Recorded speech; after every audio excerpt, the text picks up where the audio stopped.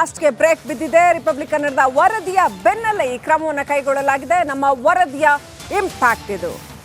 ಕಾಡ್ಜಕ್ಕನಹಳ್ಳಿಯಲ್ಲಿ township ನಿರ್ಮಾಣ ಮಾಡಲಾಗ್ತಾ ಇತ್ತು. ಸೂರ್ಯನಗರ 4ನೇ ಹಂತದ ಕಾಮಗಾರಿ ನಡೀತಾ ಇತ್ತು.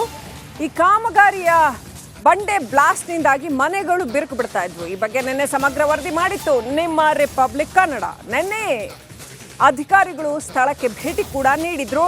ಇದೀಗ ಅಲ್ಲಿ ಬಂಡೆ ಬ್ಲಾಸ್ಟ್ಗೆ ಬ್ರೇಕ್ ಹಾಕಿದ್ದಾರೆ, ಸ್ಟಾಪ್ ಮಾಡಿದ್ದಾರೆ ಕೆಲಸ. 4ನೇ ಹಂತದ ಎಕ್ಸಿಕ್ಯೂಟಿವ್ ಇಂಜಿನಿಯರ್ ಶಿವಲಿಂಗಯ್ಯ ಅವರು ಬಂದು ಪರಿಶೀಲನೆ ಮಾಡಿದ್ದಾರೆ.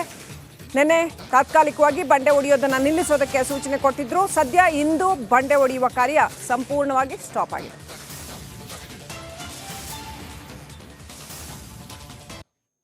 ಸೂರ್ಯನಗರದ 4ನೇ ಹಂತದ ಕಾಮಗಾರಿ ನಡೀತಿರುತ್ತದೆ. ಈ ಒಂದು ಸಂದರ್ಭದಲ್ಲಿ ಏನೋ ಬಂಡೆಯನ್ನ ಕೆಲವೊಂದು ಬ್ಲಾಸ್ಟ್ ಮಾಡಿ ಕಾಡ್ಜಕ್ಕನಹಳ್ಳಿ ಕೆಲವೊಂದು ಮನೆಗಳಲ್ಲಿ ಬಿರುಕುಬಿಟ್ಟಿತ್ತು ಅಂತ ಹೇಳಿ ರಿಪಬ್ಲಿಕ್ ಕನ್ನಡ ಏನೋ ವರದಿ ಮಾಡಿತ್ತು. ಈಗ ನೋಡ್ತಾ ಇರೋ ದೃಶ್ಯದಲ್ಲಿ ಎಕ್ಸಿಕ್ಯೂಟಿವ್ ಇಂಜಿನಿಯರ್ ಶಿವಲಿಂಗಯ್ಯ ಅವರ ಒಂದು ಸ್ಥಳಗಳಲ್ಲಿ ಪರಿಶೀಲನೆ ಕೂಡ ನಡೆಸಿದ್ದಾರೆ. ಸ್ಥಳೀಯರಿಂದ ಮಾಹಿತಿ ಪಡೆದಿದೆ. ಸರ್, ಈಗ ತಾವು ಖುದ್ದು ಪರಿಶೀಲನೆ ನಡೆಸಿದ್ದೀರಿ. ನಿನ್ನೆ ರಿಪಬ್ಲಿಕ್ ಕನ್ನಡ ಈ ಒಂದು ಮನೆಗಳಲ್ಲಿ ಆಗಿರುವಂತಹ ಒಂದಷ್ಟು ತೊಂದರೆಗಳ ಬಗ್ಗೆ ಗಮನ ಹರಿಸಿತ್ತು.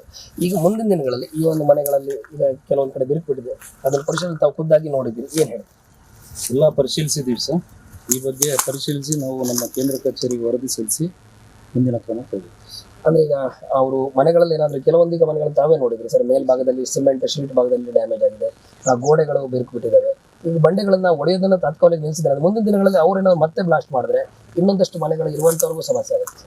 ಬ್ಲಾಸ್ಟಿಂಗ್ ತರ ಯಾವುದು ನಾವು ಮಾಡೋದಿಲ್ಲ. ಇನ್ನ ಈಗ ಆಲ್ರೆಡಿ ಗುತ್ತಿಗೆದಾರರಿಗೆ ಈ ಬಗ್ಗೆ ಸ್ಪಷ್ಟವಾಗಿ ನಿರ್ದೇಶನ ನೀಡಿದ್ದೀವಿ.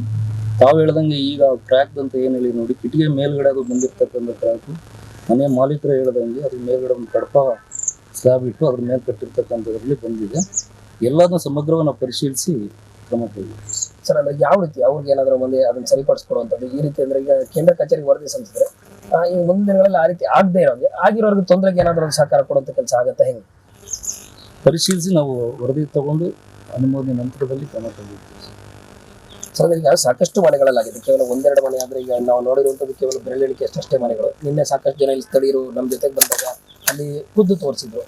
ಅವರೆಲ್ಲರಿಂದ ಒಂದಷ್ಟು ಮಾಹಿತಿಯನ್ನ ಪಡಿಬೇಕಾಗತ್ತೆ. ಅದಕ್ಕೆ ಈಗ ತಾವು ಒಬ್ಬರೇ ಮಾಡಕ್ಕಾಗಲ್ಲ. ಈಗ ತಾವು ತೋರಿಸಿದ ಮನೆಗಳು ಜೊತೆಗೆ ಇರ್ತಕ್ಕಂಥ ಎಲ್ಲಾ ಮನೆಗಳಿಗೂ